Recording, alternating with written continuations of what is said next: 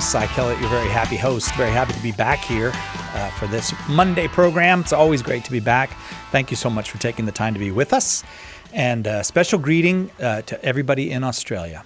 I don't remember why. We got an email or something that said, say hello to the people in Australia more. So there, I did it, and I'll keep doing it. Hello, everybody in Australia, everybody on the other side of the date line, everybody for whom it is Tuesday morning, but also thanks for joining us here in the United States and everywhere else around the world. It really does mean a lot to us. We got 2 great hours for you with one great guest. How do you like that? 2 great hours with one great guest. Tell me if I get this in the right order, Darren. The second hour, we're going to do... What did you say? Oh, I thought I had it right, but okay. So the second hour, we're going to do tips for defending the faith. And the first hour, we're going to do answering atheism, in which if you are an atheist person, you will go to the top of the line, and we'll talk to you first. But it doesn't have to be all atheists. Maybe you have a question about answering, an atheist relative, and Halloween's coming up.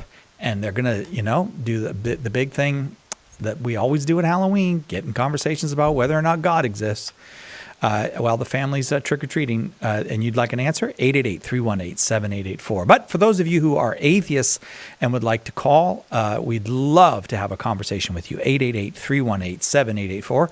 We promise from our side it will be a respectful conversation. Even friendly, I hope. But from your side, it can be whatever you like. 888-318-7884. I will warn you, you're talking to one of the best when you call. Our guest both hours is Trent Horn, who wrote the book Answering Atheism. He also wrote the book Persuasive Pro-Life, and he wrote the book Why We're Catholic. And that's just some of his books. Trent Horn, thanks for being with us. Hello, Cy. Good to be here. How's your Monday going? Are you having a happy Monday? Oh, absolutely. I'm a little bit sore, just a tad bit, because over the weekend I took part in what's called the Three Hearts Pilgrimage in Oklahoma. So this is a pilgrimage that's organized. It starts in rural Oklahoma and ends at the Clear Creek Monastery. It's about 35 miles in length, takes place over 3 days. Well, 2 days of walking.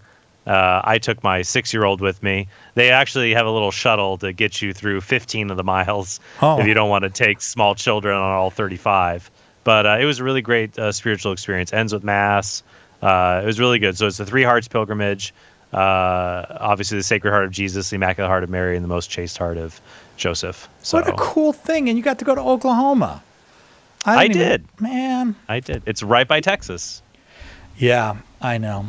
I like Oklahoma. 888. I'm going to go to Oklahoma. It's the hat. Oklahoma is the hat that we wear. It's Texas's hat. I never thought about that. Yeah, I'm going to be in Tulsa, Oklahoma on December 3rd, doing the annual fundraiser for St. Michael's Radio. Well, you should stop by the monastery. Stop by the Abbey. They also have their own cheese and chocolates they make. They're very delightful. It's not that far from Tulsa. You said the magic words, cheese and chocolates. I'm going now. I might have to go an extra day. All right, 888-318. They have the best kind of, by the way, they have the best kind of cheese that they make there. Do you know why I know it's the best kind? Because it's Gouda. Oh, it's Gouda cheese. Yeah, that's a Gouda cheese. That's a Gouda cheese. 888-318-7884 is the number. Answering atheism is the topic. And if you tell Thomas, the call screener, that you yourself are an atheist, you will go to the top of the line, which is not usually how it works in this world. Atheists don't usually get to cut the line, but that's how much we believe in the gospel here at Catholic Answers. 888-318-7884. Trent, already the calls are coming in. Would you like to go to calls, or is there anything else you would like to discuss before we go to calls? No, I would just say, actually, though, if you want to help learn more about how to have dialogues with those who are non-believers, check out my podcast, The Council of Trent. Today, I actually just uploaded an episode. It was a 2-hour conversation with John Steingard. John was the former frontman of a very prominent Christian pop punk group called Hawk Nelson. Then during the pandemic, he came out, if you will, saying that, religiously, I should say, saying that he did not believe in God anymore. Being, as a leader of a Christian pop punk group, he's an atheist. Now he wouldn't call himself really an atheist anymore per se, but he's definitely, I mean, he's still not Christian.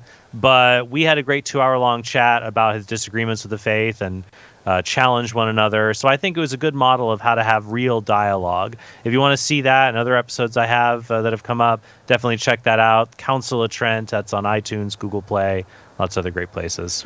Oh, very, very cool. Let's go to Eugene, Oregon. Eugene, Oregon. Morgan calling from Eugene, Oregon. We're glad to have you. Our topic is answering atheism. Go ahead with your question or comment for Trent Horn. Hi, are you guys able to hear me? We are, yes, thank you. Good. So I am calling because I had a question on free will, and I was kind of greatly influenced by Sam Harris's book on it. And I've heard the rebuttals from Trent on kind of the experiment aspect of things and, the ability to maybe see a thought as it comes through. And I've never really found that line of argument very interesting. But the one that I did find that was more compelling for me was just the inability to kind of understand where your thought is coming from. And, he gives the example of trying to list off 3 movies that you like or something. And just that even though you've seen hundreds of movies, you aren't really able to dictate which ones come in your head at what time. And I found that to be the much more convincing line of argument, honestly. It was just like, I can't seem to find the origin of my thoughts. And I know it's a very basic example, but I don't see why. No, I see what you're saying. More serious thing I just don't know if a more serious thing came up, why you would suddenly be able to then find origins for your thoughts if it wasn't trivial. Well, and I think here Harris is failing to make a distinction between being the origin of my thoughts and being the conscious origin of my thoughts. The idea being that if I am the origin of them, then what is the cause of these things? Where do they come from? And the sense that, which is interesting, that if it's almost proceeding like a kind of cosmological argument, saying like, well, every event has to have a cause, and if you think this, it had to have a cause, and that had to have a cause, and that had to have a cause. It can't just terminate somewhere. Or for Harris, maybe it terminates just in the Big Bang, the beginning of the universe. Then everything unfolds like clockwork from there, that we can't have any other ability to be kind of prime movers, if we will. But I would say that if God exists, we are able to be the movers of our own thoughts, if we will. So I have two thoughts on that. One would be that I can be the origin of my thoughts, even if I am not consciously aware of all of the origins of them, even if I'm not consciously causing them. Because I would say there are many things that I do subconsciously. It's like when you're driving, you kind of navigate the car and make minute adjustments, but you're not thinking turn left half an inch, turn right half an inch. You kind of get on autopilot. Similar when someone asks you to, or when you go to the store and you pick peanut butter off a shelf, you're going to grab one. Why'd you pick one or not the other? Well, I don't know, but I do know I chose to grab the peanut butter. And the movie example, it's like, well, my subconscious kind of proposes these, but I'll choose whether to allow them to be the candidates or not. So, for example, someone might say, think of say the first word that comes to your mind. And maybe a first word that would come to my mind about someone or some situation is an inappropriate word. I still have free will because I discern, I'm not going to say that word, actually. So I think that while our self might unconsciously be the origin of many things we say and do, we still have a conscious control over them. That goes back. Harris talks a lot about something called the Libet experiments, about, the brain seems to get ready before we're consciously aware we've made a decision. But even Benjamin Libet, who did those experiments, he thought maybe we don't have free will, but we have free won't. We can still veto the brain when it revs up to try to maybe do something. So I would say that I don't think it's plausible. I don't think it's problematic to say that I am the origin of my thoughts. I may not know how I am, but I know that I am. And Morgan, one argument that I put forward, it gets away from like metaphysics and neuroscience to what I think is easier to wrap one's head around. I prefer a simpler argument for free will. And basically it goes like this. If there is no free will, there is no moral responsibility. There is moral responsibility, therefore there is free will. That's a valid argument. It's modus tollens formation. If there is no free will, there's no moral responsibility. There is moral responsibility, therefore there is free will. There's two ways philosophers go at that. Some of them say, no, there is still moral responsibility. They're the compatibilists. They attack premise one. Harris would probably attack premise two. In his book on free will, he says that when you and I do something bad, we're basically no different than a hurricane. He says if we could imprison hurricanes, we would. That we should punishing people is solely to promote good outcomes, which I think leads to a nasty kind of utilitarianism. So that's a start. Is that at least a helpful start, Morgan? Yeah, I think that the moral responsibility piece is convincing. I'm just trying to think of, as these thoughts come in and kind of choosing or not choosing, I guess the responsibility comes more in the negative, and the not choosing than expecting a positive thought to come in and being able to choose that, I guess. Yeah, because I think a lot of times we'll be sitting around and we'll have a weird thought pop in our head. I'm like, where'd that come from? And I think sometimes it's demonic even, but we still have the freedom to choose to entertain it or not entertain it. And that's where the will comes in. But I think that the moral responsibility argument is a powerful one. There's, of course, a lot more that could be said on the issue, but I still think it's a powerful one on that point. But thanks for calling in. Thanks very much, Morgan. Trent, I got to go to a break, but I just want to ask you a quick question. Is because the topic is answering atheism, and of course Sam Harris is a prominent atheist, but what's the relationship between atheism and the question of free will? Because I imagine you could be an atheist and believe in free will, and you could also be a theist or a believer and not believe in free will. So why do we treat that as if that's a necessary connection? Yeah, I think a lot of it tends to be sociological.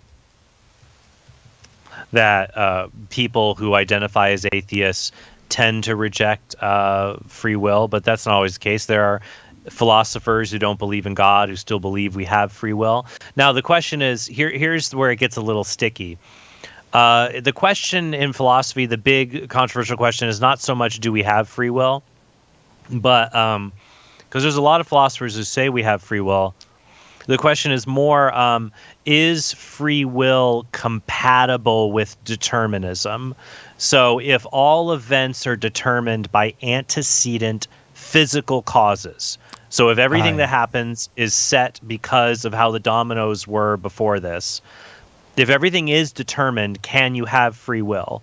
Some people say, so there's two different camps. There are the compatibilists and the incompatibilists. And, I could go on to that a little. Maybe when we get back. Maybe we go back. I'll clarify that a bit, and then we'll go to a few more calls. All right, here's an ad that freaks me out. It's officially 2 months until Christmas. That freaks me out. With all the news about supply chain, staffing shortages, and mail slowdowns, it's probably a good time to think about doing some online shopping. The good news? Everything, and we mean everything, is on sale right now at shop.catholic.com. And on top of that, we've got $5 flat rate shipping and a rewards program that gets you free stuff. Visit shop.catholic.com today and check out all the savings. Catholic Answers Live. Are you a coffee drinker? If so, you can now enjoy a coffee roasted to perfection by the Carmelite monks of Wyoming. Delicious Mystic Monk coffee is roasted and prepared by monks in a hidden cloistered monastery and is available in over 25 varieties. All Mystic Monk coffees are works of perfection and labors of love. For more information on how to purchase Mystic Monk coffee, visit mysticmonkcoffee.com. That's mysticmonkcoffee.com. A brand new item at EWTNRC.com this month is the National Life Rosary with Italian wood beads. Designed exclusively for EWTN by premier Italian rosary maker Ghirelli in collaboration with renowned Catholic sculptor Timothy Schmalz. Help build a culture of life with the National Life Rosary with Italian wood beads. To order, go to EWTNRC.com and search for item number 78007.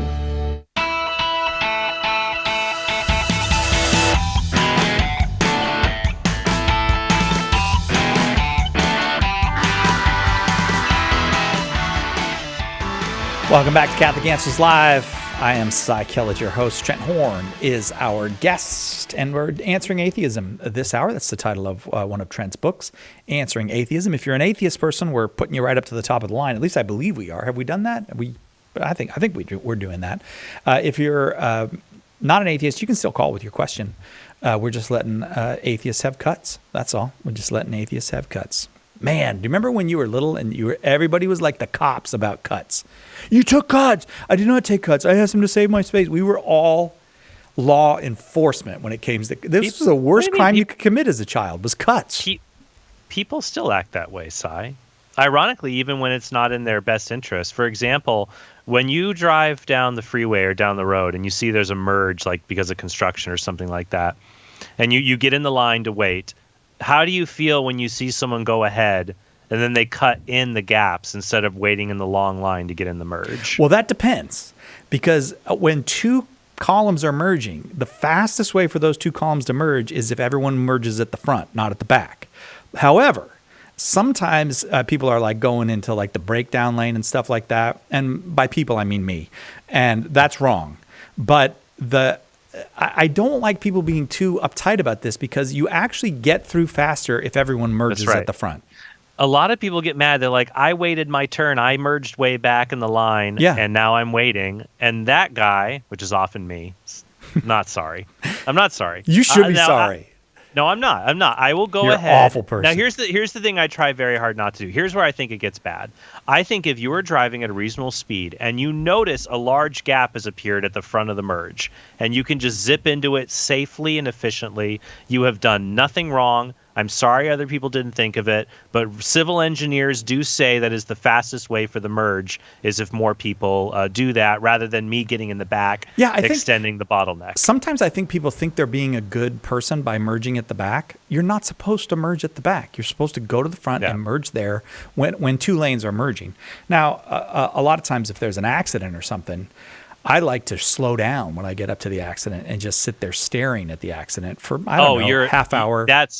30 minutes. That 40 will minutes, add some centuries. I think that's important to stare at the accident, especially if everyone's gone and it's just a guy with a tow truck and he's struggling to tow the car. I got that's a mortal sin. Yeah, I don't want anybody getting home on time when I could be sitting there staring at an accident. Right. Let me finish my thought, and then we've got a few callers here on the line.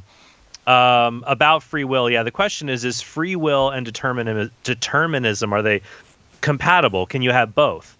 And now if you say, well, no, if I'm determined by everything, then I'm not free. If I'm determined, I'm not free. Those are the incompatibilists. So Sam Harris is an incompatibilist. He says we're determined. That means we're not free. I would be an incompatibilist as well. I would say we're free, and that means we're not determined. Now, Daniel Dennett, a new atheist philosopher, and many others like him, are compatibilists. They'll say, well, look, you are free because you can do what you want. Even if you were determined to want it, you still get to do what you want. And there are theological determinists. There are Christians like Calvinists who will say, well, you are free to sin. Even though God determines the whole world, you wanted to sin, and so you got what you wanted, so you're free, even though God sovereignly decreed everything what was going to happen. So you're right, it's not an either or, but I do believe free will is a very important topic. You and I did 2 episodes of it on Catholic Answers Focus that people should definitely go and check out. All right, let's go to Adam in Omaha, Nebraska, watching on YouTube. Adam, thank you for your call. Go ahead with your question for Trent. Hello, Trent. Hello, Cy. Hi. My question is, how do you fix the problem of evil when Jesus, who is God, said in Matthew 26:24 that it would have been better if Judas had never been born? Oh, okay. So it's like, well, if God... I think I see your concern here. Let me tease it out, and then I'll ask you if I got it right. If God is all good and he wants to make a good world for us, And it would have been better if if Judas had not been born, as Jesus says. Why did God allow this mistake? Why did God allow this to happen? Two thoughts on this. Number one, better for who, we should say. I would say the most natural reading is it would have been better for Judas to have never been born. That Jesus is not necessarily talking about the world in general. He's saying it would have been better for him. And I think that's actually is what the verse says.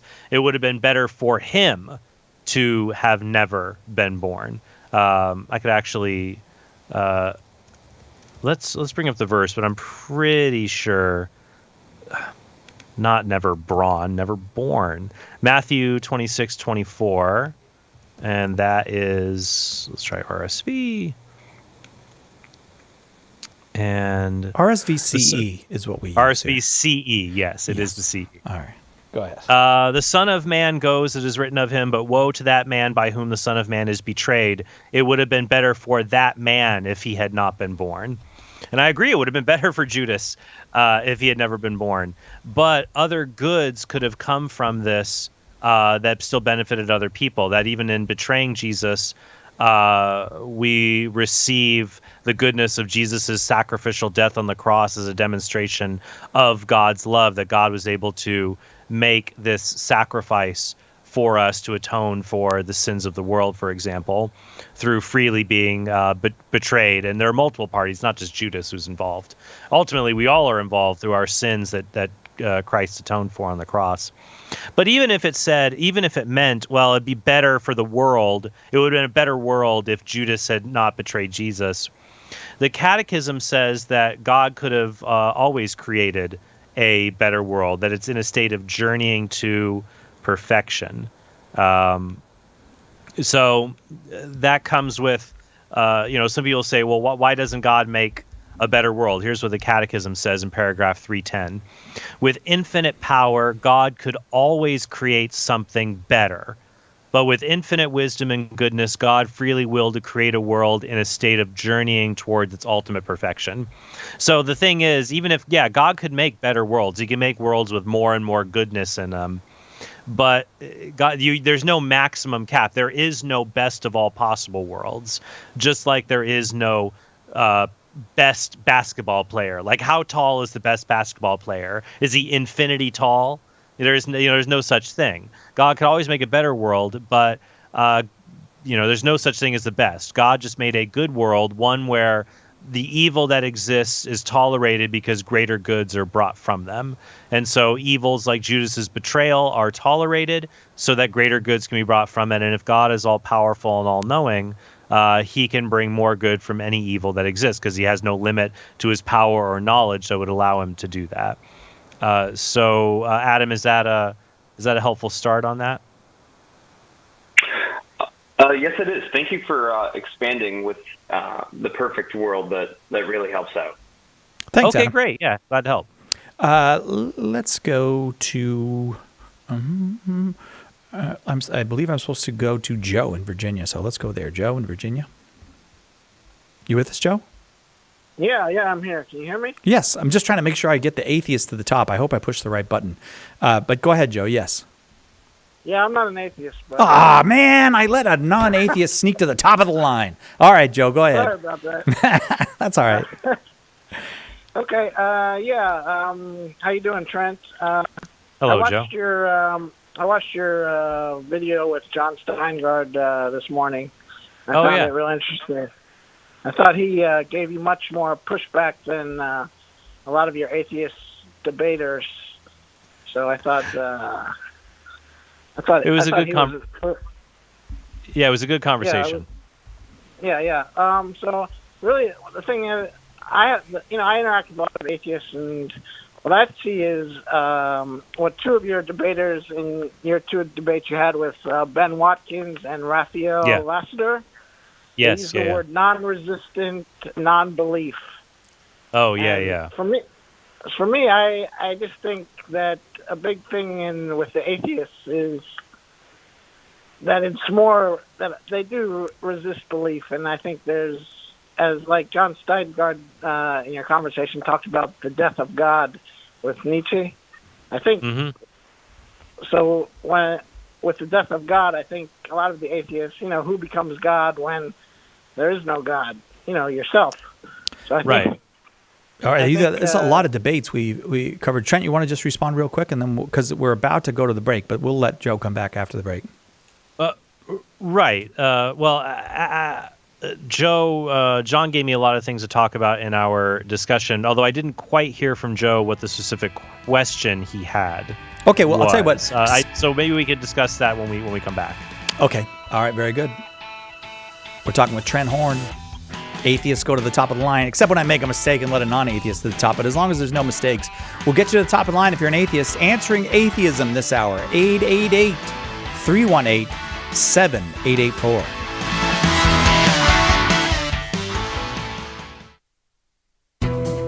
Have you enrolled in the Catholic Answers School of Apologetics? Let me ask you a more important question. Do you believe as a Catholic that you have an obligation to share the Catholic faith? In fact, the Church has answered this question, and the answer is that all confirmed Catholics are obliged to share the faith. It's actually in canon law. Catholic Answers is here to help you fulfill that obligation. Our School of Apologetics courses will equip you to help all the people you come in contact with understand what the Church teaches and why. A great place to start is with all the Catholics in your life. Learn the art of apologetics from the best of the best and start sharing the gospel today. Visit schoolofapologetics.com. That's schoolofapologetics.com. Here's a question. Is it really possible to be friends with someone who died 2,000 years ago? Maybe the problem is that we've grown way too comfortable with the story of Jesus. Nice man, right? Taught us to love one another, said not to judge people. We celebrate his birthday every year. It's time to put away this small, safe version of Jesus, says Cy Kellett. Nobody that bland could have transformed the world. In A Teacher of Strange Things, Cy presents Jesus Christ undiluted by sentiment, with all his radical words and deeds uncensored. Do you know someone, your son or daughter perhaps, or maybe your mom or dad, who needs the friendship of Jesus Christ? Do you? Order your copy of A Teacher of Strange Things by visiting shop.catholic.com today or asking for it at a good Catholic bookstore near you. Did you know you can access Catholic Answers Live right from your phone or other mobile device? Download the Catholic Answers Live app today. The Catholic Answers Live app, available now on iOS and Android.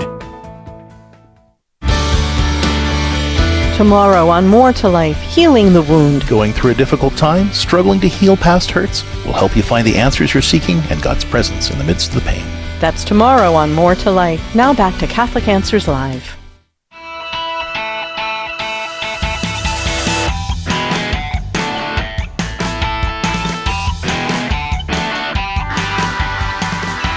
Welcome back to Catholic Answers Live. I'm Cy Kellett, your host. Trent's with us both hours. Trent Horn, the author of Answering Atheism and the author of Why We're Catholic.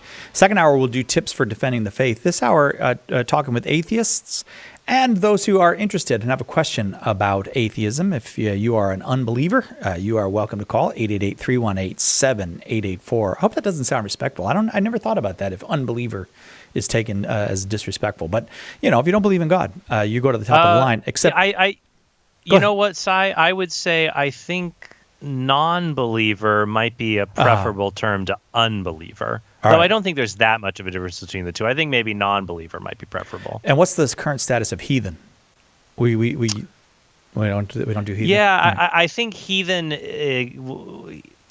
might be up there with pagan. I think it would be archaic, but not necessarily bigoted yet. All right, now I got to look up archaic. But all right, Joe's in Virginia. Here's the deal, Joe. Excellent introduction there, Joe. Very comprehensive. Can you say in one sentence the question you would like Trent to address? You got one sentence. Ready and go. All right, go. Okay. Trent, can you see the psychological and rather than intellectual reasons why people would rather not have God not exist, even Sure. if you give the best arguments Got it. Okay, great. Yeah, absolutely. I would say that their belief and non-belief in God can oftentimes be motivated by psychological reasons.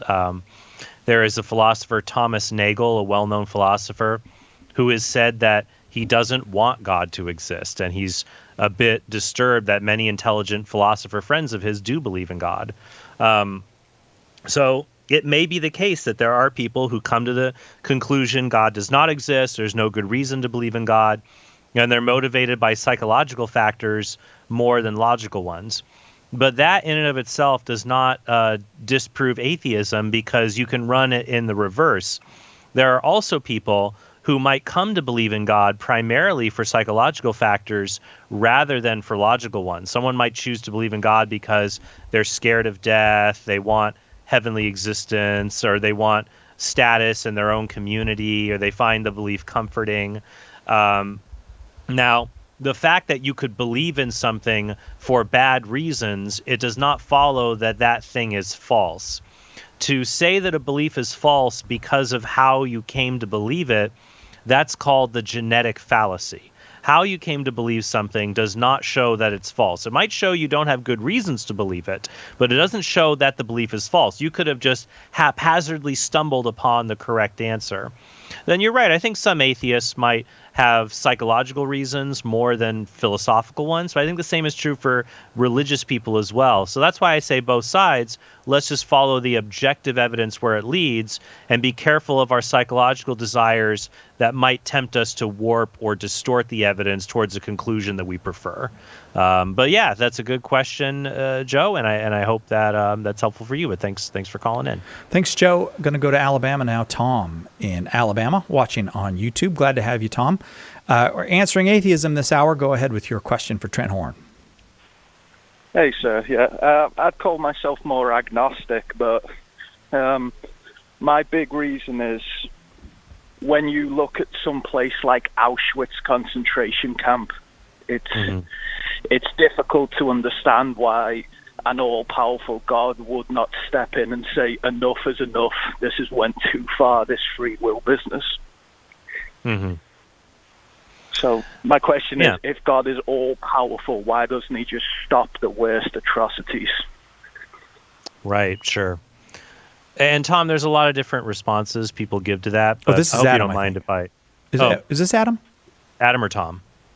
What's your name, good sir? Tom. Oh, Tom. Oh, Tom. I apologize, Tom. My bad. Go ahead, Tom. That's all right. So let's get Catholic Answers booth to Major Tom here.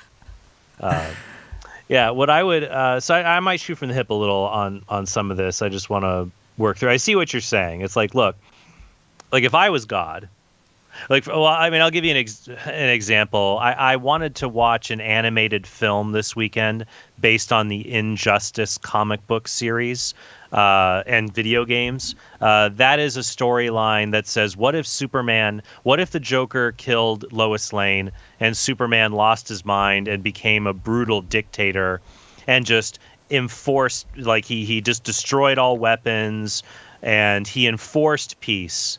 And I wouldn't want to become Injustice Superman. I didn't watch the movie because I heard it was really bad. But I get it. Like if I had Superman's powers, right? I just go out there and stop all the bad guys. Well, God has all the powers, right?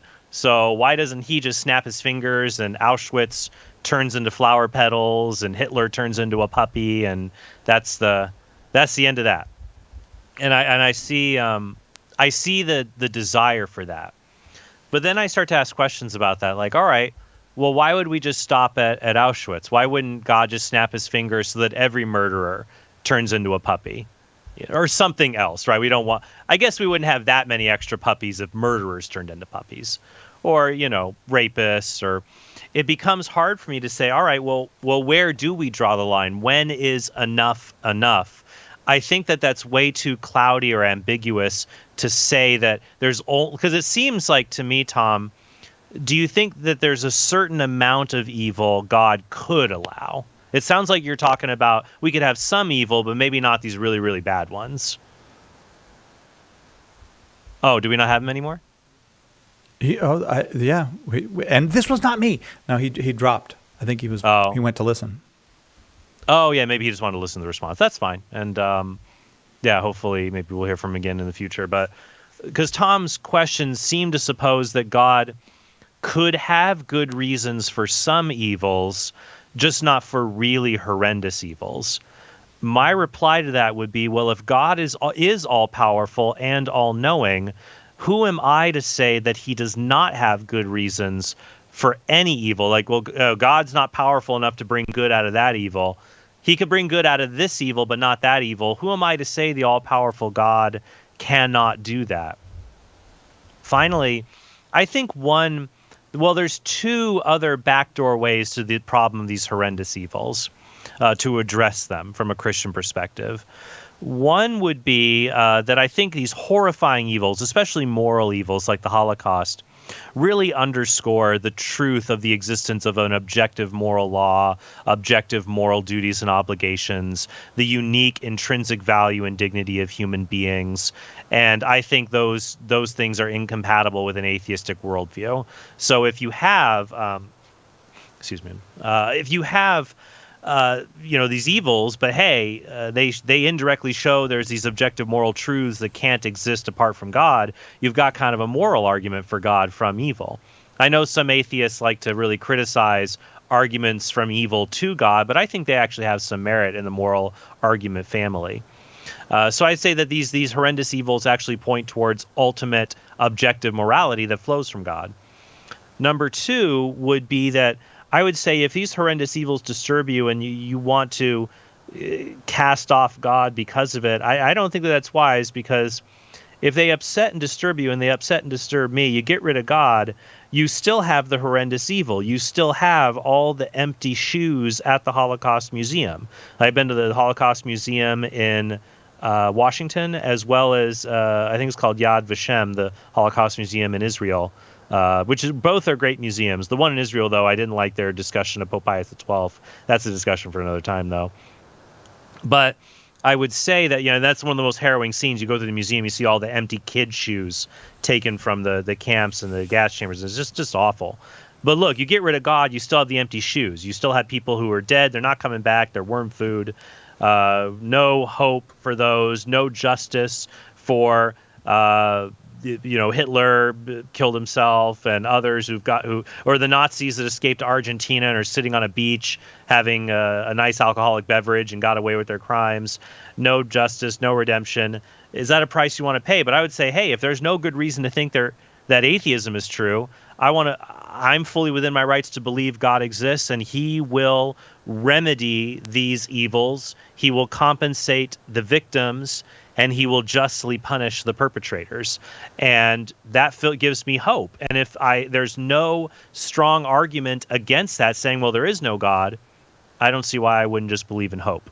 So thanks again, I hope Tom. that's helpful. Yep, thank you. Yeah. Let's go to Deborah in Austin, Texas, listening on 92.9 FM in Austin. Deborah, go ahead with your question or comment for Trent. Deborah?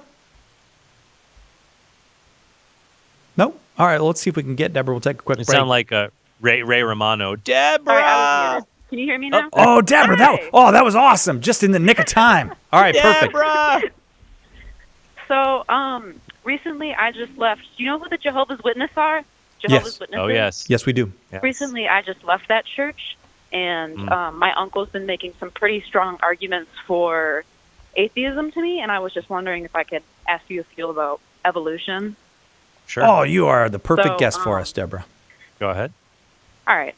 Would you rather have a gay son or a thought daughter? Do you know what that is? What daughter? Oh, thought. THOT. Unfaithful. Yeah, like unfaithful. You mean like promiscuous? Yeah. Kind of. I just didn't want to use any vulgar words because I'm not sure what type of show you guys are running. A family show. We're running a show that families can listen to. I am trying to keep up. I believe that the THOT, that is an acronym on the internets, possibly used on the Facebook. So I try to keep up with everything, but I'll only keep up with so much. With that one, I would say when you say a gay son, a daughter who engages in sexual immorality with other men, or a son who engages in sexual immorality with other men, I would say I would rather have neither. I would love my child equally, regardless of the bad decisions they make, and always call him or her back to God from their sins.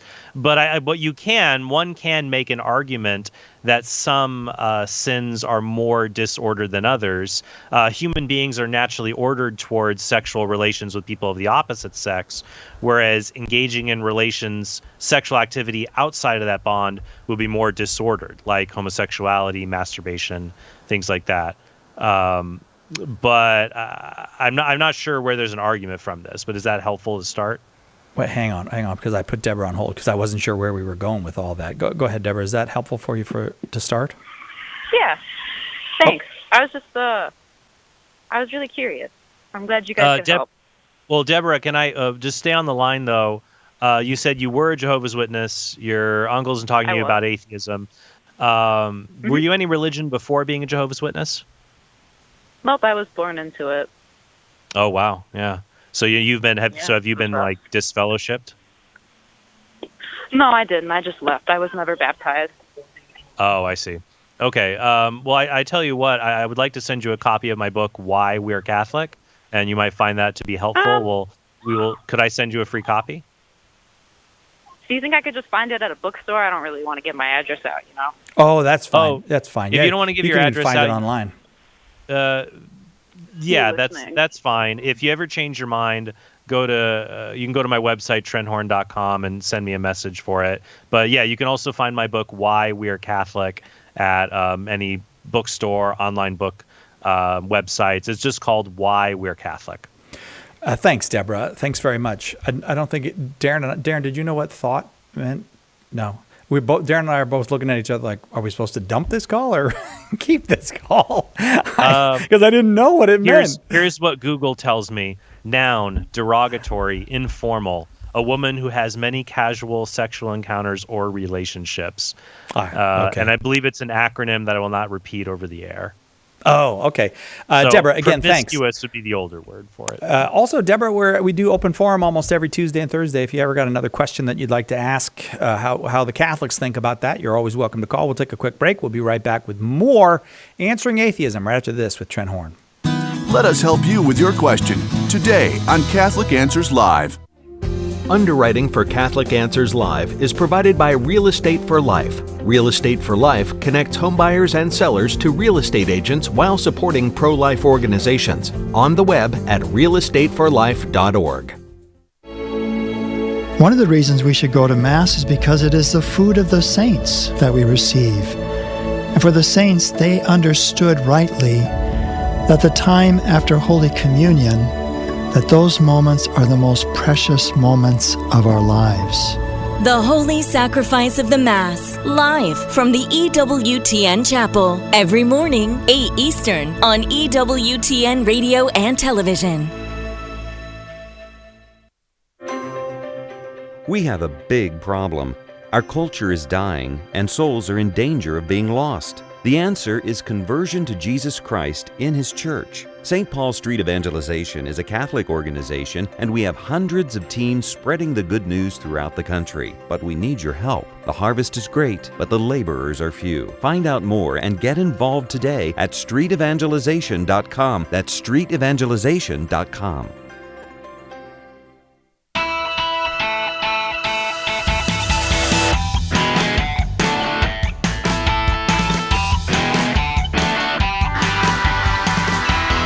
Welcome back. Catholic Answers Live. I'm just going to do the questions in the order Thomas has them up there because I guess he's figured out which ones are atheist calls because we said atheists would go to the top of the line, and I don't ever like to lie to an atheist. I don't. That's a policy I have. Don't lie to an atheist. 888-318-7884 is our number. Answering Atheism with Trent Horn this hour. We're going to Samuel in San Jose, watching on YouTube. Samuel, we're glad to have you. Go ahead with your question or comment for Trent. Good to be on. Oh, thank you. Yeah. Thank you so much for taking my call. So recently I was encouraged by some of my Catholic friends to go attend a Latin Mass. So reluctantly I went to go. And I remember having this tremendous spiritual experience there. And recently, excuse me? Were you trying I said that's good. I said that's good. Yeah. It was really weird. I've never experienced that before, so it was all really new to me. And recently, I was reading Joshua Rasmussen's recent book, How Reason Can Lead to God, and it really convinced me that God is a necessary being for the universe to exist. But I'm having trouble connecting it to the Christian God, who is a personal being, and I'm just failing to see the connection between how God can be this ultimate necessary being to create all of existence and still be this personal being that Christians pray to and ask for intercession in their lives.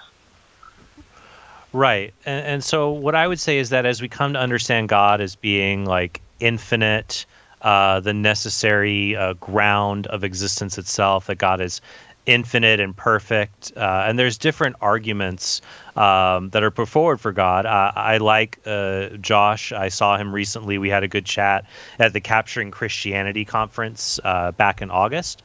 So I think he's a really great Christian philosopher. I don't agree with him on some of his concepts of God, because we just have different philosophical views on that. But How Reason Leads to God is a very good book.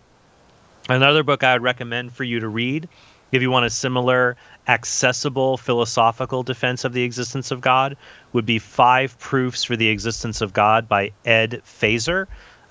So Josh is a Protestant philosopher. Ed is a Catholic philosopher. And I agree with Dr. Feser more than Dr. Rasmussen, because Feser puts forward arguments to show a bit more of the divine attributes, that not only that God exists, but he must be infinite, absolutely simple, pure act, no deficiencies whatsoever. And when you put all the arguments together, you see that God is just pure actuality or pure existence itself.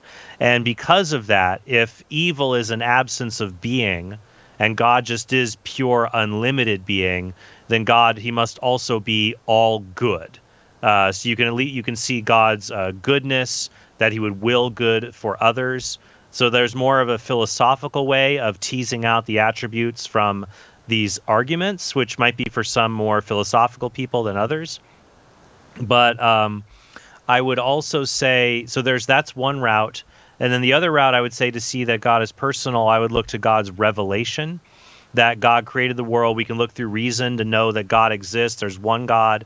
But if he loves us, I would say that the incarnation, God becoming man, is God's most visible and blunt sign that he loves us.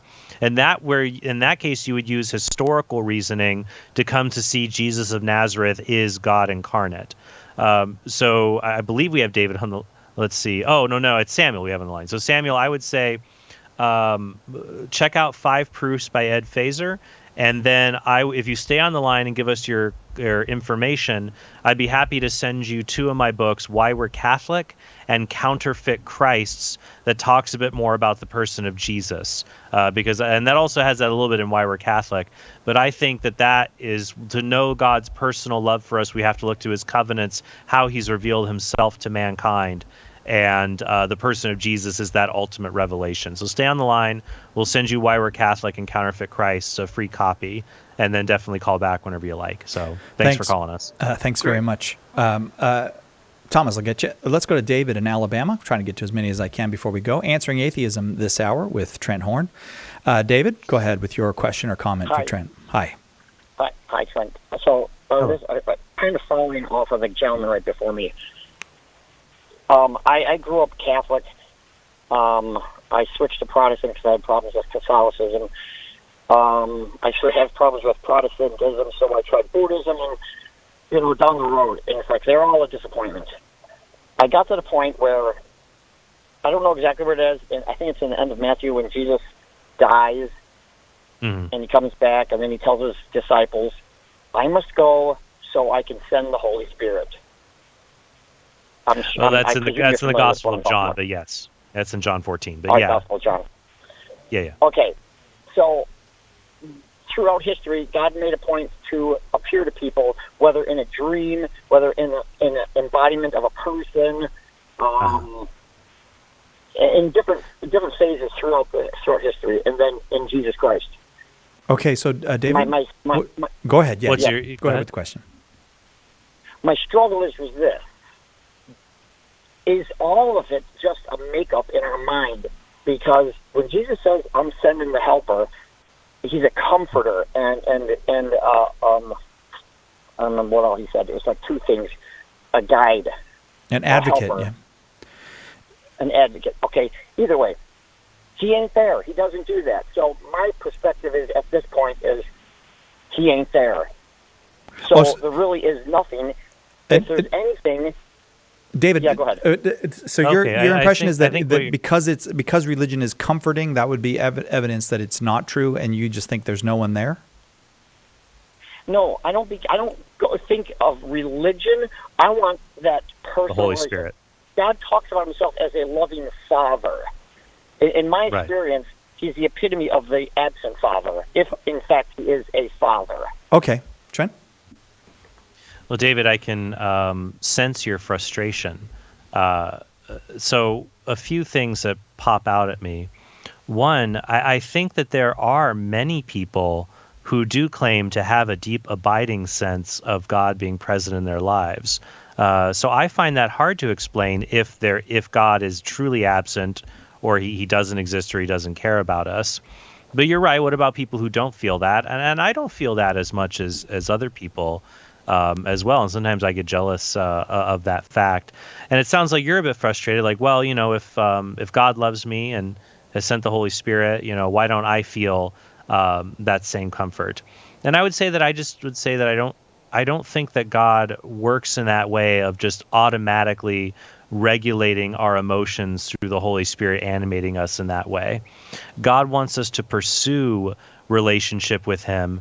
And it's hard because after getting off this phone call, you might feel a great sense of peace and comfort, but you might attribute that to a good lunch you had or getting rest the night before. It's hard. We can always attribute a lot of our bodily senses to other things. So I think if God wants us to know that he's there, we have to spend time entering into seeking him out. I went to Mass this Sunday. I got back late from our pilgrimage, so I went to the nearby parish to me, St. Elizabeth Ann Seton. My priest, Father Flynn, he told a great story during the homily about someone who had a concern like you had, that he didn't feel God's presence, and why is God absent? What do I do? And Father Flynn, this is when he was a newly ordained priest, didn't have really a great answer. He said, go to adoration. Just go there before the Blessed Sacrament where Jesus is present. He is there. He's there right before you.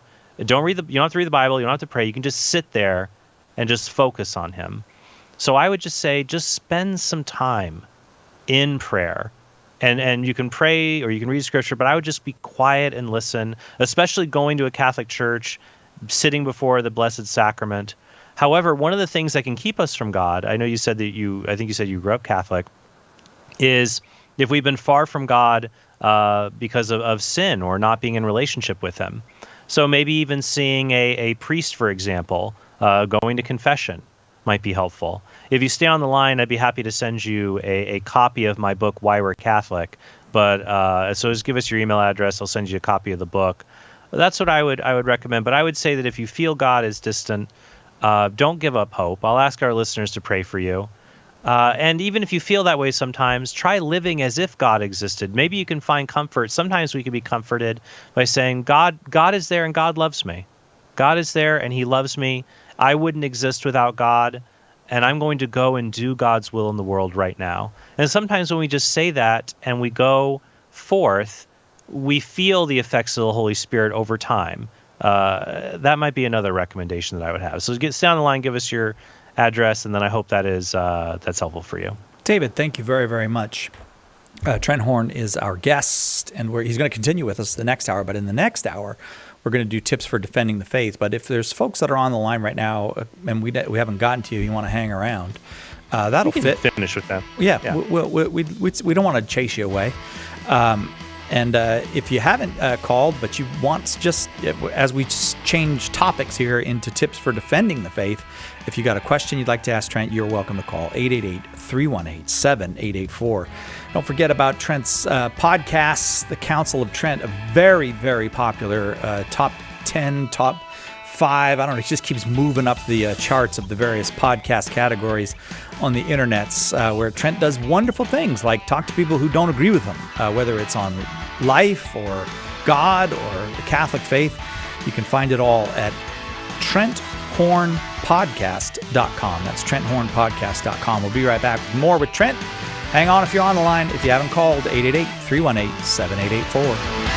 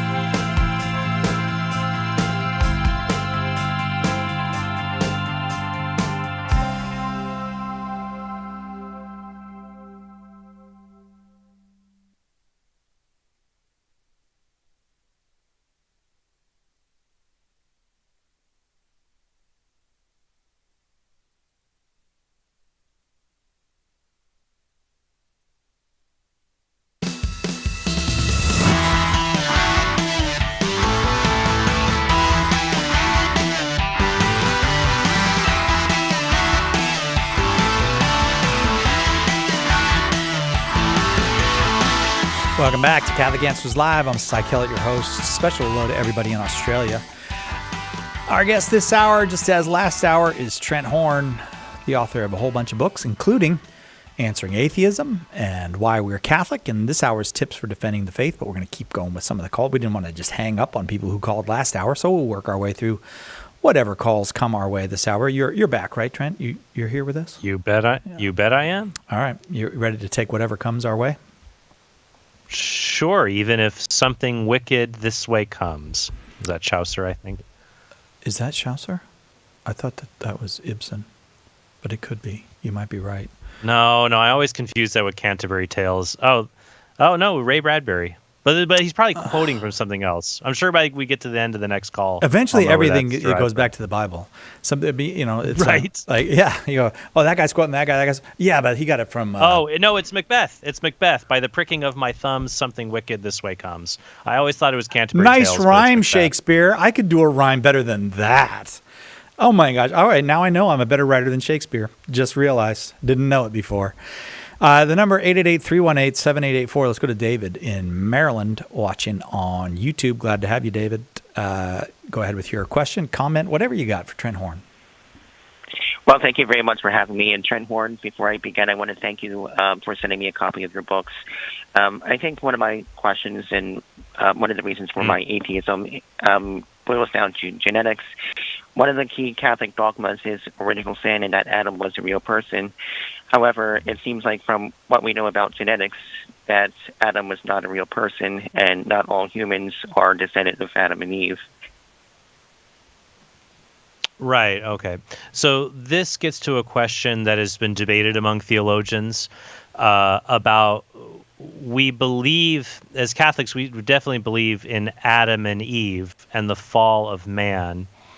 And traditionally, throughout church history, the understanding was that Adam and Eve, those terms corresponded to two individuals, the first human beings that existed, and in many cases were created directly from the dust of the earth, for example.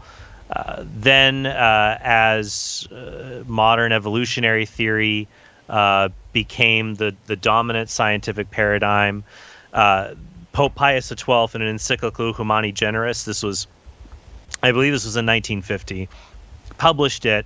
This was when we had what was called this new synthesis of evolution. This was taking Darwin's theory of evolution and combining it with discoveries in geology and genetics to form the synthesis of the evolutionary theory. And so Pope Pius XII released an encyclical Humani Generis, and in there he said that Catholics are free to believe that the human body evolved over time so that even Adam and Eve's bodies might have come from previous animals. So they might have had parents who did not have immortal souls but seemed similar to human beings. Now, your concern, David, seems to be, all right, even if that were the case, let's say you get Adam and Eve, they're from caveman parents who don't have immortal souls, and then, they have, well, actually, this does go back a little bit, because so let me bring it back together. Pius XII said you could believe man's body evolved over time, but there's a debate about monoganism, which is that Adam and Eve are two individuals, or polygenism, which is the idea that Adam and Eve are symbolic for groups of people, and so that it's symbolism that Adam and Eve represent a group of early humans thousands of years ago who fell away from God. Pope Pius XII said basically there did not seem to be anyway, without outright condemning the proposition, he said there did not seem to be any way to reconcile the doctrine of original sin with Adam and Eve being groups of people that fell away from God. And so different theologians have proposed different solutions to the problem, but I don't think ultimately it is an intractable one. So there's different ones that you could pick from. One would just be God made Adam and Eve, even if he made them from the dust of the earth, and all human beings are descended from these two individuals, and modern genetics just cannot adequately reconstruct the past because of the unique genome that would have been present in the first humans our science just can't really figure that out. And so we know through faith, even if we can't see that through science. That's one option. And I'm just going to put the options on the table. People can pick which one they like the most. Another option would be the Pelagianism option, saying that they symbolize different people, and that what Pope Pius XII said, maybe there'll be some way to reconcile that view with the doctrine of original sin somehow. Then there's other hybrid views. One hybrid view that I find to be very interesting would be this, and it's one I kind of alluded to earlier. Adam and Eve were born of, we could call them, Homo sapiens, right? Homo sapiens are human beings. We could call these Homo sapiens anatomicus, as in they look like you and me. They're human beings, but they don't have immortal souls. Adam is born, Eve is born. God selects these two people, gives them immortal souls. They become Homo sapiens theologicus. So they're like other human beings, but they have immortal souls. And so they have children. Their offspring have immortal souls. Their offspring then have relations with other Homo sapiens anatomicus that exist at the time. And their children possess souls. God creates from there. And so from that, you have a bunch of cavemen, previous hominids that exist. Two of them were selected with immortal souls, so that you have genetic continuity that science finds, but the dispersion of the immortal soul is something that science would not be able to discover. Some people don't like this view because they say it entails bestiality, that Adam and Eve's children are having relations with Homo sapiens and with creatures that don't have immortal souls. But I would say they would be almost virtually, at that stage of development, they would be almost virtually indistinguishable from one another. But I would say that the traditional view also has unpleasant consequences, that all human beings, that incest was how humanity first started. So it's kind of a pick your poison. I threw a lot out there, but I would just say that I do believe there are a variety of options for reconciling the science of genetics with Catholic origins. And because the Catechism speaks about the fall of man using non-literal language, I think that gives a lot of room to create a theological framework that makes faith and reason complementary here. So I hope it's a big topic you raised, but I hope that was a decent start.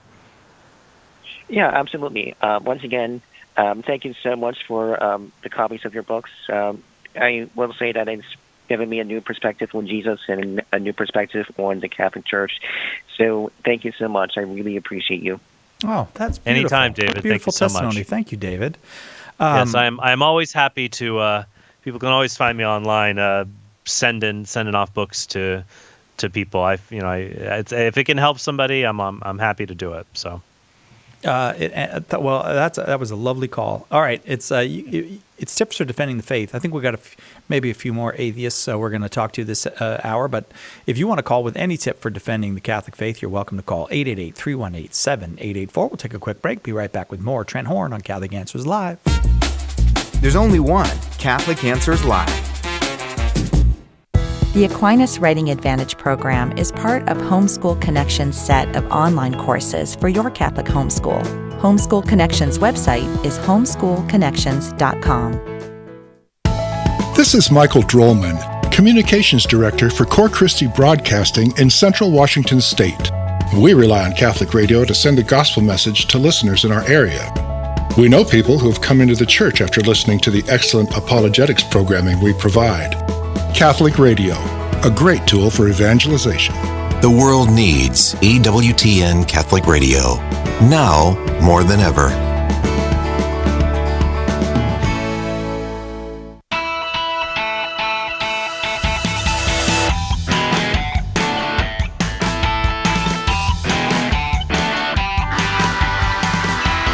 Welcome back, Catholic Answers Live. Trent Horn with us. Tips for defending the faith this hour. You're welcome to call with your questions. 888-318-7884, 888-318-7884. Next we go all the way over to Miami. Andrew in Miami watching on YouTube. We're glad to have you, Andrew. Go ahead with your question for Trent Horn. Hello, Trent. Thank you for taking my call.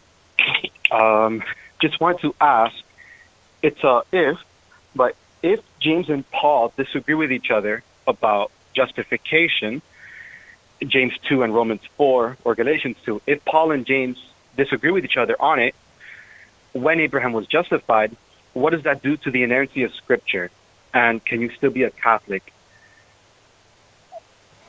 Yeah, so what I would say, and there's a lot that can be brought up here. So when we have in Romans chapter 4, Paul is talking about being justified by faith. And so, he's talking let's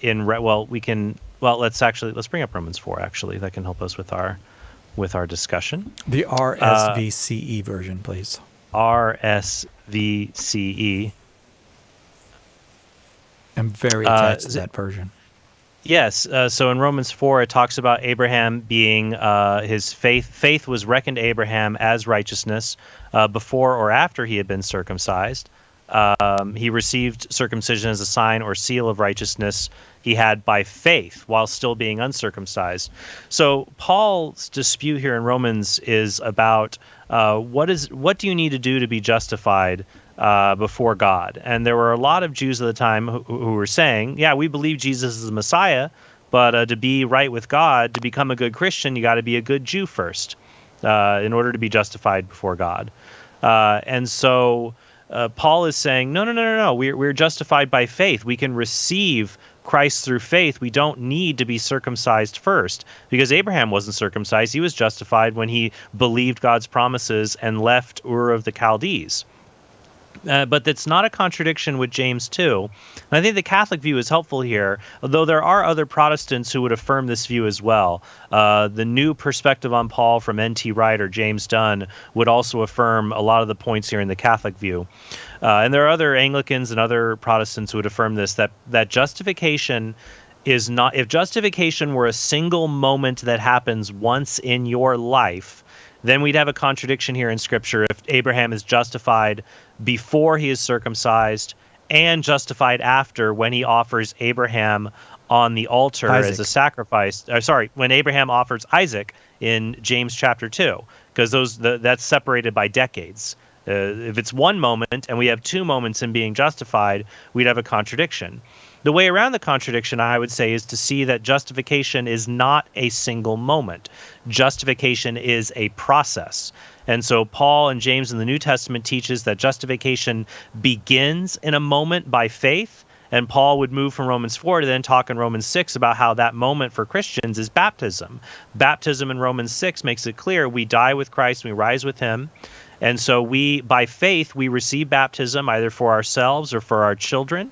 And then we are united to Christ. But when we do good deeds, when we do good works, God's grace is what allows us to increase our justification or increase our righteousness before God.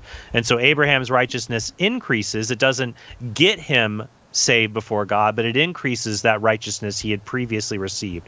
So I think that there's no contradiction here if you see that justification is not a single moment, but it is a process. And these are two different things that are being discussed.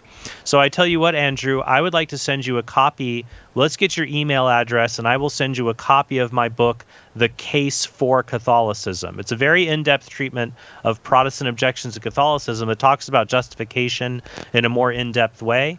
In chapter 11 of the book, I talk about comparing chapter 10, I talk about James, and in chapter 11, I talk about Paul, and I show how they're not contradictory. So I'd love to send you a copy of The Case for Catholicism. You can check that out. Actually, let's send you that, and then let's send you Hard Sayings, because I talk about biblical inerrancy, and I define that term because of other alleged contradictions that are in Scripture. So we'll send you Case for Catholicism and Hard Sayings, and I pray that is helpful for you. Thanks, Andrew. The number is 888-318-7884. Tips for defending the faith this hour with Trent Horn. You got something that you need some help defending about the Catholic faith, or that you need defended, then you are welcome to call 888-318-7884. Let's go to Kevin in Kentucky watching on YouTube. Kevin, thank you for waiting. Go ahead with your question for Trent. Hi, Cy and Trent. I'm a big fan of both of yours, and I'm very grateful that you took my question. Oh, thank you. In case context helps, I am ex-Catholic and currently agnostic atheist. Okay. So the majority of scholars seem to accept that the Gospel of Mark is the oldest of the Gospels. They also seem to accept that the ending of Mark is not original. Jesus dies, the women find the tomb empty, they leave, they tell nobody. End scene. The epistles, of course, are older than the Gospels, but Paul never saw Jesus in the flesh. This seems to suggest a legendary attribute to the books of the Bible, where they become more fantastic over time. This is certainly not a knockdown argument for atheism, but in some sort of Bayesian context, it does seem to count in favor of atheism, or at least agnosticism regarding the divinity of Jesus. So I'm just interested to hear your thoughts. Did you say a Bayesian context? Yeah. It's certainly yes. not, We won't. It's what we would call I would say it's what we would call an undercutting defeater rather than a rebutting defeater. But yeah, you could also cash it out in terms related to Bayes' theorem that that Paul's testimony being early and Mark's testimony being early, some might argue this is more probable on the hypothesis that Jesus did not rise from the dead than that he did. But I don't consider that to be the case for several reasons. To say, oh, well, look, Paul never met Jesus prior to his ascension into heaven, and Mark is the earliest gospel, but part of the ending of has been added on later. Let me take both of those claims. First, in Mark 16, I would say your description is a bit truncated. The women go to the tomb. Jesus is not there. There is a young man sitting there dressed in a white robe, which is usually imagery that alludes to an angel. And he says to them, "Do not be amazed. You seek Jesus of Nazareth, who was crucified. He has risen. He is not here. See the place where they laid him. Go tell his disciples and Peter that he is going before you to Galilee. There you will see him as he told you." So I think that Mark's, then there's verse 8. We'll get to that in a second. But I think that's very clear. Mark is affirming that Jesus died, was buried, and that his tomb was empty, and that Jesus rose from the dead, and that Jesus appeared to other disciples, and in particular, Peter. It's interesting that Peter is singled out here because this coheres with Luke's testimony and Paul's testimony that one of the particular appearances of the risen Jesus was to Peter as an individual, as well as to the disciples as a whole. He's going before you to Galilee. There you will see him as he told you. So I would say Mark is evidence of resurrection appearances. The appearances are not legends added later. Also, Paul is the earliest witness, you're right, but Paul talks about even other appearances. He talks about appearances to the 500, to James. Paul has a lot of appearances. He's very early. But I would say, if the legendary hypothesis is true, we'd have lots more appearances in the other Gospels. Paul writing early, and Paul knows Peter and James. He says, I have met the other apostles. I met Peter and James, the brother of the Lord, or the relative of the Lord.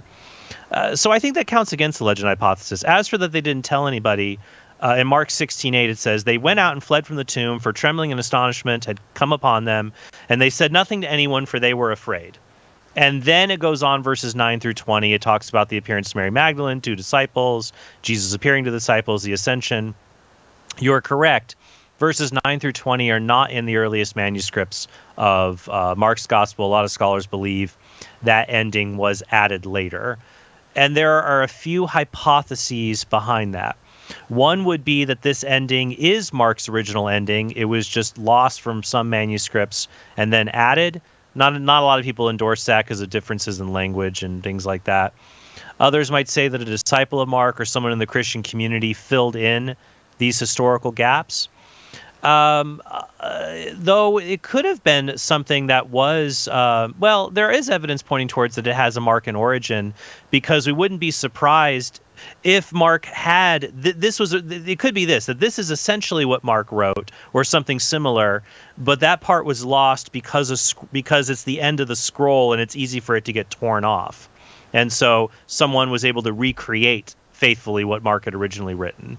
And then finally, it could be the case Mark had kind of an avant-garde ending, and he purposely did end it at verse 8, but he didn't mean to intend that there was no resurrection appearance or that the women literally didn't tell anybody. I like to compare Mark 16:8 to Willy Wonka and the Chocolate Factory.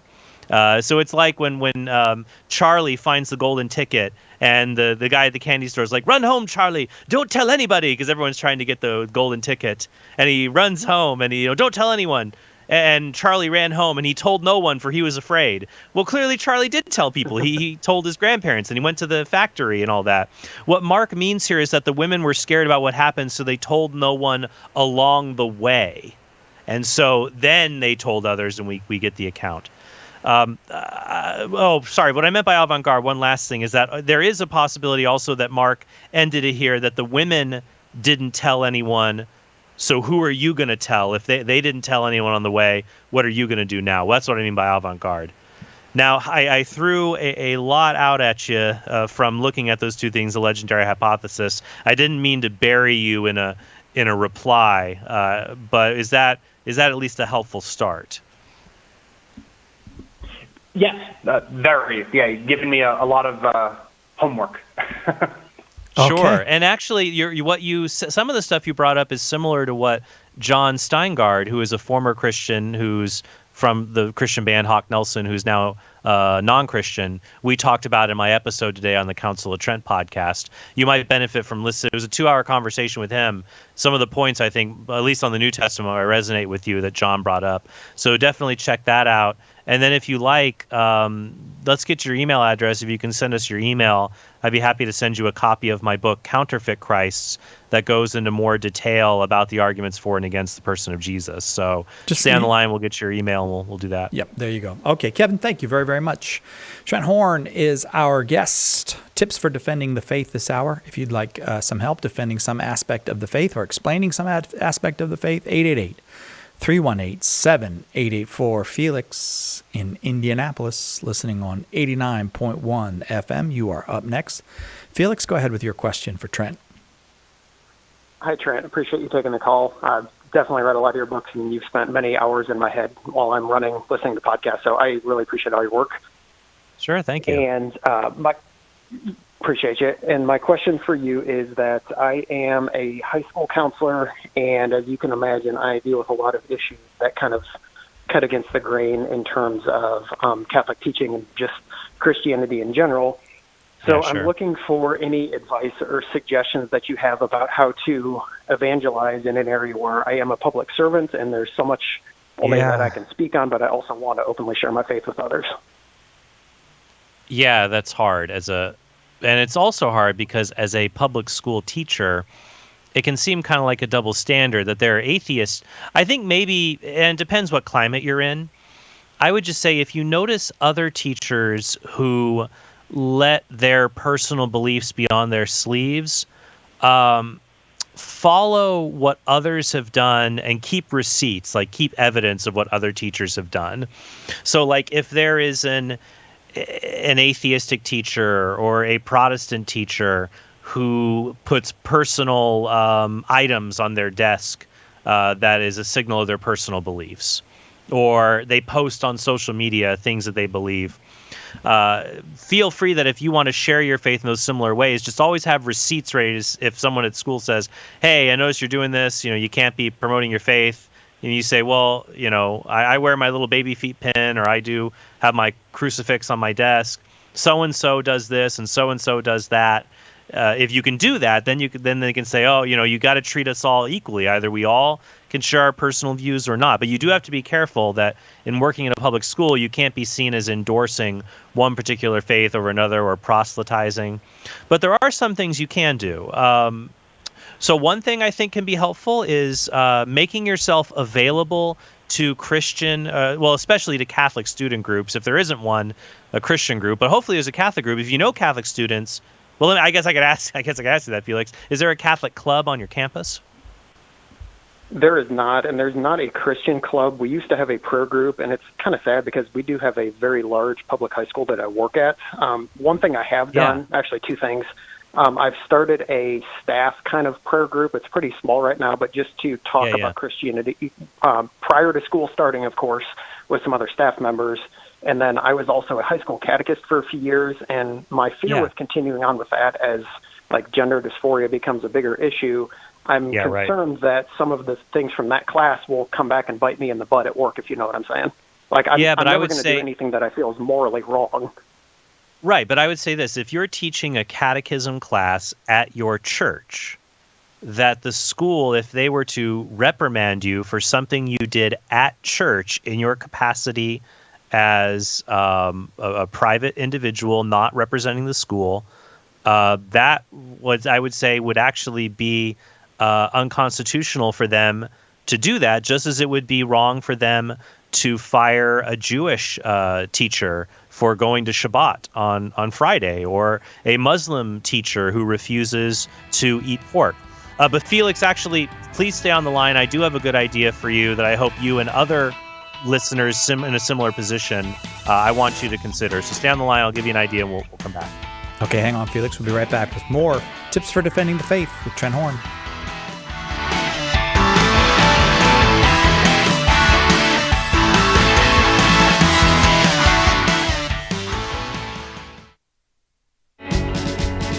This is Archbishop Salvatore Cordileone of San Francisco. Thank you for listening to Catholic Answers Live.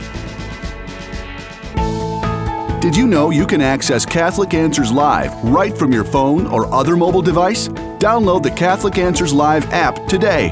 The Catholic Answers Live app, available now on iOS and Android. Have you enrolled in the Catholic Answers School of Apologetics? Let me ask you a more important question. Do you believe as a Catholic that you have an obligation to share the Catholic faith? In fact, the Church has answered this question, and the answer is that all confirmed Catholics are obliged to share the faith. It's actually in canon law. Catholic Answers is here to help you fulfill that obligation. Our School of Apologetics courses will equip you to help all the people you come in contact with understand what the Church teaches and why. A great place to start is with all the Catholics in your life. Learn the art of apologetics from the best of the best and start sharing the gospel today. Visit schoolofapologetics.com. That's schoolofapologetics.com. Most of us Catholic parents agree our number one goal in life is to pass on the faith to our children. But here's the bad news. Today's world has a million ways to steal your kid's soul. Don't be afraid, says Father Sebastian Walsh. God loves your children even more than you do, and He desires their salvation more than anything. In his groundbreaking new book, Always a Catholic, Father Walsh shows you how to cooperate with God to bring about the fulfillment of His will for your kids. Always a Catholic reminds us that keeping our kids in the faith is about the way we live our Catholicism in our own lives and as a family from day to day. Order your copy of Always a Catholic by visiting shop.catholic.com today or ask for it at a good Catholic bookstore near you. Tomorrow on More to Life, Healing the Wound. Going through a difficult time, struggling to heal past hurts? We'll help you find the answers you're seeking and God's presence in the midst of the pain. That's tomorrow on More to Life. Now back to Catholic Answers Live.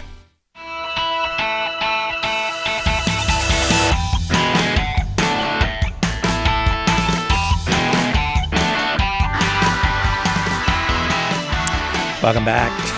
Catholic Answers Live. I'm Cy Kellett, your host. Trent Horn is our guest. Tips for defending the faith right now. I think our current caller who's on the line with us, Felix in Indianapolis, with a question about, what can I do as a teacher, has spawned a possible future program, because there's a very good kind of civil rights, religious rights lawyer here in San Diego that we could get to do the show, and maybe we could just do this just for teachers. Like, what can I do in the public space? What can I say no to? Like, I don't know about the pronouns. Like, if you work in a public school, are by law do you have to do the pronouns, or can you not do the pronouns? And you know what's funny? Everybody knows exactly what I'm talking about. If I just say do the pronouns, there's nobody that doesn't know what that's about. Ask Dave Chappelle; he knows what I'm talking about. Let's go back to Trent's answer for Felix. Yeah. So Felix, are you still there? Yes, and I did just want to add that based on, Cy just mentioned the pronouns, as a counselor, I am encouraged to, I'm supposed to use preferred pronouns, although I kind of get around that in a way by just going with name every time. And with the confirmation class, my concern was that because a lot of my students from my school feed into that confirmation class, that's where it seemed like there might be the concern with administration, to where if I was saying something that went against like a school rule in that setting. But I would say here is if you're in a confirmation class articulating principles of the Catholic faith, and you're doing it at the church and not at school, then you're not using school materials, you're not using your presence as a public school teacher to advocate the message. You're a catechist teacher at your church. I don't see how they could have any grounds. Otherwise, that would be a clear infringement on your freedom of religion to be able to practice your faith. So here's what I recommend. Two things. One, for your position or any teacher or faculty member at a public school, see if there is a Catholic club on your campus. I became Catholic through a Catholic Life Teen Club. So see if there's a Catholic club. You can contact Life Teen to get resources on that. One way you could do that would be to reach out, just send an email, find the local Catholic churches around your high school, go to the parish website and find the youth minister or the religious educator, the person who does religious education or youth minister, send them an email. Their email is going to be on the website. Say, hey, I teach at this public school. We don't have a Catholic club. I would love to sponsor a club, because one of the hardest things to do if you're a student and you want to start a Catholic club on your campus, usually you have to have a faculty sponsor. And a lot of faculty sponsors, if they're not Catholic, they don't want to have anything to do with it. But if you are faculty and say, hey, I'll be happy to help, a lot of students might not know you want to do that. So you can let the youth ministers know, hey, I would love to sponsor a Catholic club if you ever want to start it at my school. The youth minister talks to the high school students in his youth group who say, yeah, we want to do this. Then the students go to you, ask you to be the sponsor of the club, and right there you got a Catholic club that meets at lunch, and that's a great opportunity to evangelize people. Another tip I've seen is public school teachers sometimes debate ethical issues. I've been invited into public schools to debate abortion, and here's what they do. The public school teacher who is Catholic invites Planned Parenthood on day one to give the pro-choice view. And then I come in on day 2 to give the pro-life view and clean up everything the Planned Parenthood rep did. Because there you can say, hey, I wanted to teach about an important ethical social issue. I had both sides come in. I gave them equal time. And then you're not favoring one side or the other. And you got to keep your comments to yourself to not favor one side or the other, even though I bet a lot of other liberal teachers probably wouldn't do that. You need to do that. But you can say, hey, I had both sides equal time. Pro-choice people came Monday, the pro-life guy came Tuesday, and the students could hear from both. That's another neat way to, or on any issue. I think that can be helpful. So Felix, hope that was a help for you. I'd recommend, and yeah, definitely. I hope you have a very good day. Thanks for calling in. Thanks, Felix. Thanks very much. I think we got an idea for a future show. You're kind of like gentle as a lamb, or as a dove, and clever as a serpent there, Trent. Matthew 10:16, baby. It's the way to do it. You got to be shrewd. Shrewd is the optimal word here. And I guess my response is always, who, me? No, you think I was? I would never do that. You think I did all this just so that the students would see a great pro-life presentation? Nah. No. Wink. No. You got and me then confused you wink. with And somebody. That's that. Ryan in Ontario. I know of 2 Ontarios. I'm just telling you this, Thomas. There's one in Canada, and there's one in California. And I don't know which Ontario I'm going to. And I need to know if I'm speaking to a Canadian. I believe this is information we need. Before you get on the phone with a Canadian, you want to know that they're Canadian. Hi, Ryan. Which Ontario are you in? Yeah, I'm Canadian. Yeah, I could tell from the word yeah, I could tell you were Canadian. Okay, Ryan, we're glad to have you. Go ahead with your question for Trent. Yeah, thank you so much. I'm a big fan of you and Trent. So I'm an 18-year-old teen, and I'm kind of learning apologetics, and I was wondering, how to get into the apologetic space, and I'm kind of I'm a beginner, and I was kind of wondering, how do I get into that? Like, do I start reading books? Do I take courses? And my second kind of add-on question is, I have a lot of friends who are kind of fading away from the faith. And so I was wondering, how do I kind of be an influence to them to kind of, come back and kind of explain to them, Jesus is the truth. And they already know that, but I kind of want to, be more of an influence. So how do I kind of explain, the faith to them in that way? Yeah, And Ryan, this is awesome, by the way. If you're starting with, and this is really, I started with apologetics probably when I was about 16 because I had to go through it all during my conversion experience. I think you're in a great place to really learn deeply about your faith to benefit yourself and others. The first caveat, though, I would say is don't confuse apologetics with the faith. Arguments for the faith are not the same thing as the faith. So always be rooted in the sacraments and be rooted in prayer. If you spend all your time on apologetics, spiritually it's not going to be good for you. Go to Mass, go to confession, go to adoration, surround yourself with good Catholic friends, make sure you have that foundation, and then start wading into apologetics. And it's number 2, don't be overwhelmed. There's stuff you could learn, spend your whole lifetime learning. Don't be overwhelmed. Start small and you can make a big difference. Here are the resources I would recommend for you to start. Every day, read 1 chapter of the New Testament and 10 paragraphs of the Catechism. So that should take you about 10 minutes. Just read the New Testament and the Catechism of the Catholic Church. If you know the faith, 80% of apologetics is just correcting misunderstandings people have. So right there, that's an easy one. 1 chapter in the New Testament, 10 paragraphs of the Catechism. If you do that Monday through Friday, take a break on the weekends, you'll have it done in 1 year. If you read faster than that, that's great. New Testament, Catechism. Know that very well. When it comes to books to start you on apologetics, I'm going to recommend 2 that I will send you as a free gift. One is Why We're Catholic, the book that I wrote. It's a nice summary of the faith, a good apologetic, a nice start for you. The other is a book called A Daily Defense by my friend Jimmy Akin. And that's you read 1 page a day, and in 1 year you get like 366, including the leap year day, 366 little apologetic nuggets. You just start small with these things.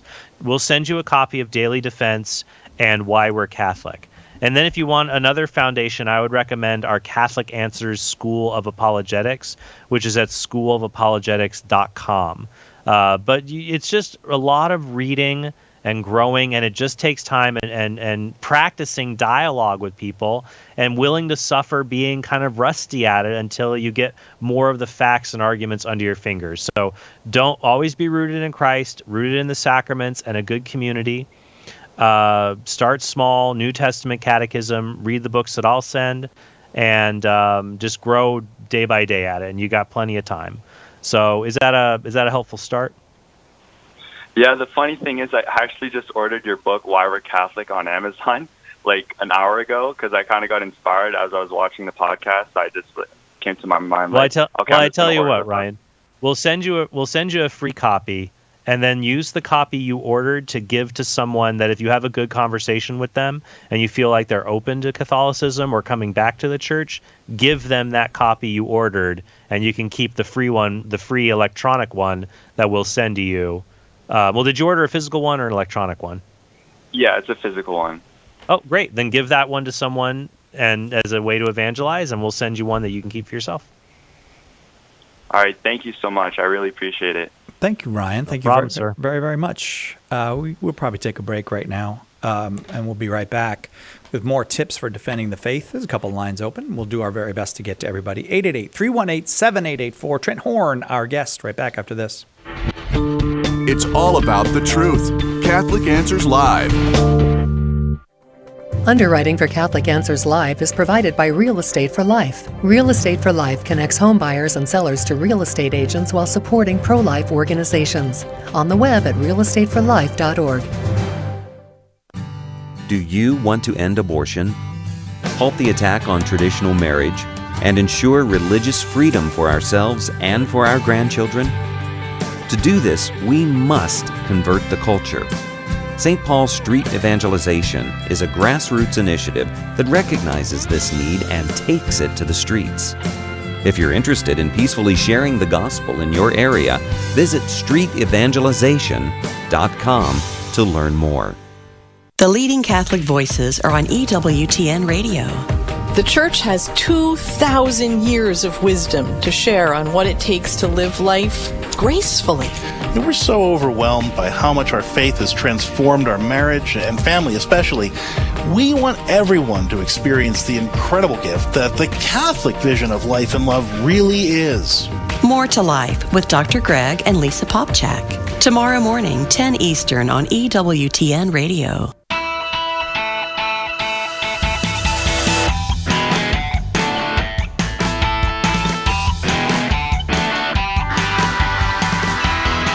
Welcome back to Catholic Answers Live. I can't even believe that I'm about to say this, but we got another conference coming up just right around the corner, September 22nd through the 25th in the year 2022.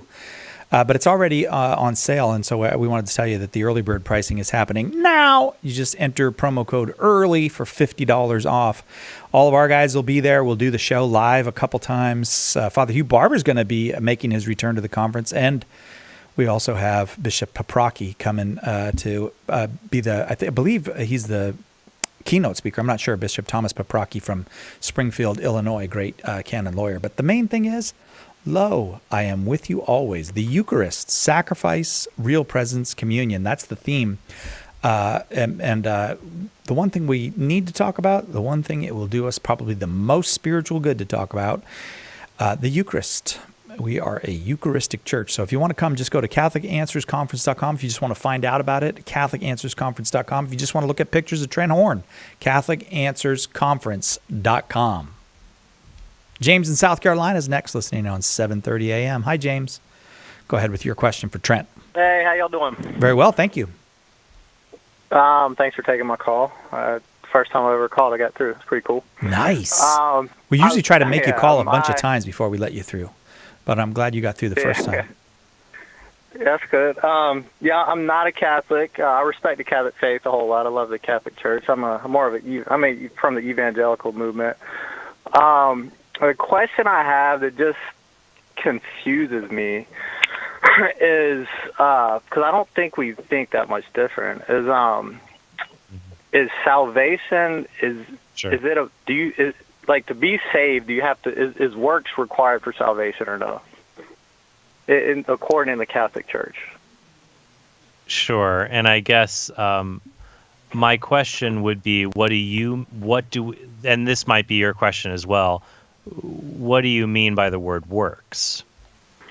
Well, that's what I don't understand. Well, sure. The way I see it, I mean the way I see, the way that I've been taught and the way I've interpreted the Bible is Jesus Christ died for us on the cross. So he died for my sins, and his death on the cross was sufficient for me, for us, for those who accept him as our Savior.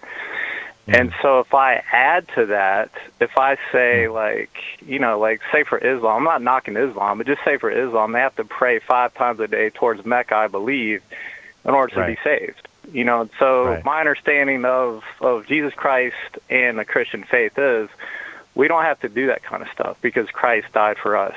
Now, every faithful Christian I know does good works. We do bad things too sometimes. We're all sinners. But, every Christian I know is striving to do good works. And so that's where the confusion is, because we're all striving to do good works, but does the Catholic Church actually teach it is actually by some kind of works that you've done that you're saved? Right. Well, let me read what the Catechism of the Catholic Church says. Well, let me clear up misconceptions, read the Catechism. We can also talk a little bit about what we mean by the word works, because we really need to define that term. For example, if by works you mean doing something that of our own human ability that requires God to give us salvation, then under that term, no human work is capable of bringing us salvation. But if by work you just mean, if a work is, like a good work, is something you do that pleases God, then if we drop that in there, it seems to change the equation, right? Like if I said this, in order to be saved, let me ask you this question. In order to be saved, do you have to do something? What do you think of that question? And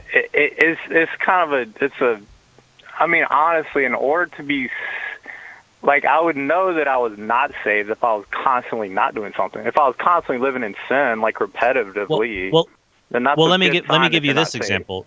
Do you need to believe in Jesus? Yes, of course. So I would say that making an act of faith is doing something that pleases God. So you could almost define faith as a kind of work, right? Right, true. Yeah, I agree with that. So I think there's two different kinds of works. There are works that only come from us. Those can't save us. But if we do a work that cooperates with God's grace, where we do something that cooperates with the grace of God, then we aren't adding anything to salvation. We are cooperating with the free gift of grace God gives us. And I think we could agree, well, you do have to do something. Like, not all Christians will agree with this. Some will say, hey, you don't do anything. Even the faith, God's doing that through you. You're not really doing it. But I think a lot of us would say, no, I either choose to believe in Jesus or I choose to reject Jesus, so I'm going to believe in him. That's doing something. So here's what the Catechism says in paragraph 2010. Let me preface this by saying we believe salvation is not a moment, it is a process. So salvation is something that begins in our life, it continues through our whole life, and then salvation ends when we get to heaven. So it is a process. Right. The beginning of the process, there is no work you can do to begin your salvation. There's absolutely nothing you can do. Paragraph 2010 of the Catechism says, since the initiative belongs to God in the order of grace, no one can merit the initial grace of forgiveness and justification at the beginning of conversion. So think about a baby who's baptized. So when a baby is baptized, that baby is saved, but he did absolutely nothing. He didn't even make an act of faith. It was made by his parents. But we believe that baby is saved, and he did absolutely nothing. He is saved in baptism. When you are baptized, you receive the gift of baptism through faith, either your parents or yourself. I was baptized as a teenager. So in doing that, there's no work you do. You receive it through faith. But then after baptism, to remain in God's grace, there is only one work we must do for the rest of our life. And that work is this: do not remain separated from God until death. Because we would say, hey, you're saved, you're baptized, you're a Christian, you're regenerated, but you could choose to fall away. You could reject the faith. You could become an atheist, or you could reject the faith in your actions by committing a grave evil. And if you choose to never be reconciled with God and you die, then you'll be apart from him for all eternity. So the only work then, after being baptized, one must do to be saved is to not remain in the state that is called mortal sin, which is committing a grave evil that separates us from God's love, usually a violation of one of the 10 commandments, or related to the 10 commandments. Do not remain in that state until death. So keep God's moral law. If you break it, be reconciled to God. And that's why God gave us the sacrament of confession. So there's other things that are tied in with that, but the works that we do, they do nothing to earn. God does not have to give us salvation. We are his adopted children, but we can choose to tell God, like the prodigal son, I'm done with you, I'm out of here, and foolishly walk away. The question is, will we come back to God and be reconciled? But I will say the good works like prayers, devotions, feeding the hungry, corporal works of mercy, things like that, those do not save us per se, but they increase our righteousness and they make our souls stronger so that we're less likely to commit a grave or mortal sin and walk away from God. But if you like, I would like to send you, James, 2 books. One would be my book, Why We're Catholic, which has a whole chapter on salvation, and another book by my friend Jimmy Akin called The Drama of Salvation, which is a whole in-depth look at faith and works and everything related to that. So stay on the line and give us your contact information, and we can send that to you. But is that a helpful start? Yeah, that was a great explanation. One more little question. Sure. So if you don't get baptized and you die, you're going to hell, according to the Catholic Church? Paragraph 1257 of the Catechism says that God has bound salvation to the sacrament of baptism, but God is not bound by the sacraments. So that is the ordinary means God has given. If someone goes to heaven, it's because God chose an extraordinary way to save them. So God is all-powerful, and he can give his grace to anybody he wants at any time. He's God. He has that choice to do that. But this is the ordinary means he gave us, being baptized. But if you're not baptized for some reason outside of your control, you died before you had the chance to get baptized, whether you were in the womb or a baby or, something else, God could choose to give you grace that you would have received when you're baptized. In the church's history, catechumens, people who said, I want to be baptized, and then they died before baptism, they were buried on church property and presumed to be in heaven because it was assumed that God would grant them a baptism of desire. So I hope that, is that a helpful answer to that follow-up?